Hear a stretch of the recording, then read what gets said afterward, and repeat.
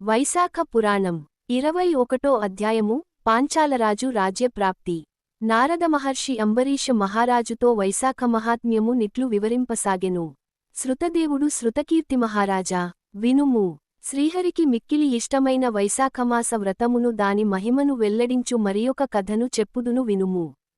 పూర్వము పాంచాలదేశమున పురుయసుడను రాజు కలడు. అతడు పుణ్యశీలుడను మహారాజు పుత్రుడు. అతడు తండ్రి మరణించిన పిదప రాజయ్యెను. అతడు ధార్మికుడు మహావీరుడు. తన శక్తియుక్తులచే విశాల భూమిని పరిపాలించెను. పూర్వజన్మ దోషముచేనతడు కొంతకాలమునకు సంపదను కోల్పోయెను. వాని యశ్వములు గజములు మున్నగు బలము నశించెను.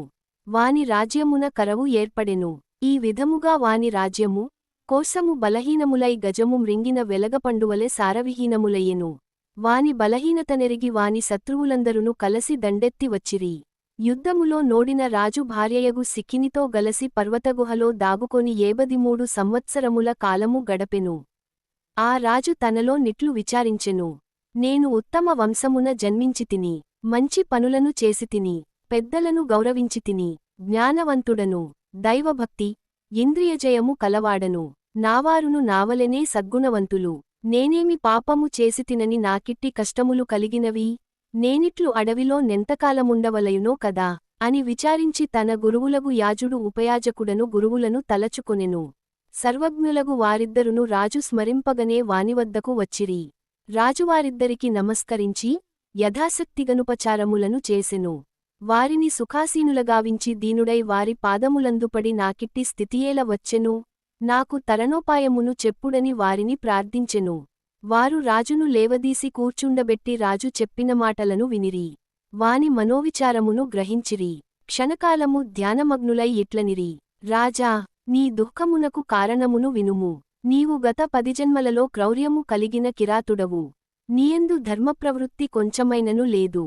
సద్గుణము లేవియును లేవు. శ్రీహరికి నమస్కరింపలేదు. శ్రీహరిని కీర్తింపలేదు. శ్రీహరి కథలను వినలేదు. గత జన్మమున నీవు సహ్యపర్వతమున కిరాతుడవయుంటివి. అందరిని బాధించుచు బాటసారులను దోచుకొనుచు నింద్యమగు జీవితమును గడుపుచుంటివి. నీవు గౌడ దేశముననున్న వారికి భయంకరుడవైయుంటివి. ఇట్లు 5 సంవత్సరములు గడచినవి.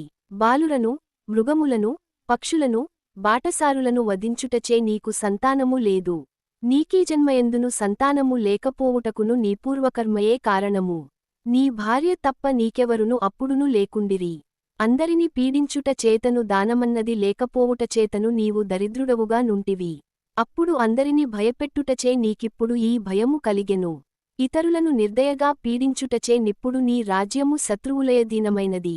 ఇన్ని పాపములను చేసిన నీవు రాజకులమున పుట్టుటకు కారణమును వినుము. నీవు గౌడదేశమున అడవిలో కిరాతుడవై గత జన్మలోనుండగా ధనవంతులగు 2 వైశ్యులు కర్షణుడనుముని నీవున్న ఎడవిలో ప్రయాణించుచుండిరి. నీవు వారిని అడ్డగించి బాణమును ప్రయోగించి ఒక వైశ్యుని చంపితివి. రెండవ వైశ్యుని చంపబోతివి. అతడును భయపడి ధనమును పొదరింటదాచి ప్రాణరక్షణకై పారిపోయెను. కర్షణుడను మునియు నీకు భయపడి ఆ ఎడవిలో పరిగెత్తుచు ఎండకు దప్పికకు అలసి మూర్ఛిల్లెను. నీవును కర్షణనుని సమీపించి వాని మొగముపై నీటిని జల్లి ఆకులతో విసరి వానికి సేవచేసి వానిని సేద తీర్చితివి. అతడు తేరుకున్న తరువాత నీవు ముని, నీకు నా వలన భయములేదు. నీవు నిర్ధనుడవు. నిన్ను చంపిననేమి వచ్చును? కాని పారిపోయిన వైశ్యుడు ధనమునెక్కడ దాచెనో చెప్పుము. నిన్ను విడిచెదను చెప్పనిచో నిన్నును చంపెదను అని వానిని బెదిరించితివి. ఆ మునియు భయపడి ప్రాణ రక్షణకై వైశ్యుడు ధనమును దాచిన పొదరింటిని చూపెను. అప్పుడు నీవు ఆ మునికి అడవి నుండి బయటకు పోవు మార్గమును చెప్పితిని. దగ్గరలోనున్న నిర్మల జలము కల తటాకమును చూపి నీటిని త్రాగి మరింత సేద తీసిపొమ్ము. రాజభటులు నాకై రావచ్చును కావున నేను నీవెంబడి వచ్చి మార్గమును చూపజాలనని చెప్పితివి. ఈ ఆకులతో విసురుకొనుము. చల్లనిగాలి వీచునని వానికి మోదుగ ఆకులనిచ్చి పంపి నీవు అడవిలో దాగుకొంటివి. నీవు పాపాత్ముడవైనను వైశ్యుని ధనమెచ్చటనున్నదో తెలిసికొనుటకై ఆ మునికి సేవలు చేయుటవలన వానిని అడవి నుండి పోవు మార్గమును జలాశయ మార్గమును చెప్పుట వలన ఆ కాలము వైశాఖమాసమగుటచే నీవు తెలియక చేసినను స్వార్థముతో చేసినను మునికి చేసిన సేవ ఫలించినది. ఆ పుణ్యము వలన నీవిప్పుడు రాజవంశమున జన్మించితివి. నీవు నీ రాజ్యమును పూర్వపు సంపదలను వైభవములను కావలెనని ఎనుకున్నచో వైశాఖ వ్రతమును చేయుము. ఇది వైశాఖమాసము. నీవు వైశాఖశుద్ధ తదియ యందు ఒకసారి ఈనిన ఆవును దూడతో బాటు దానమిచ్చినచో నీ కష్టములు తీరును. గొడుగునిచ్చిన నీకు రాజ్యము చేకూరును. ప్రాతఃకాల స్నానము చేసి అన్ని ప్రాణులకు అందరికి సుఖమును కలిగింపుము.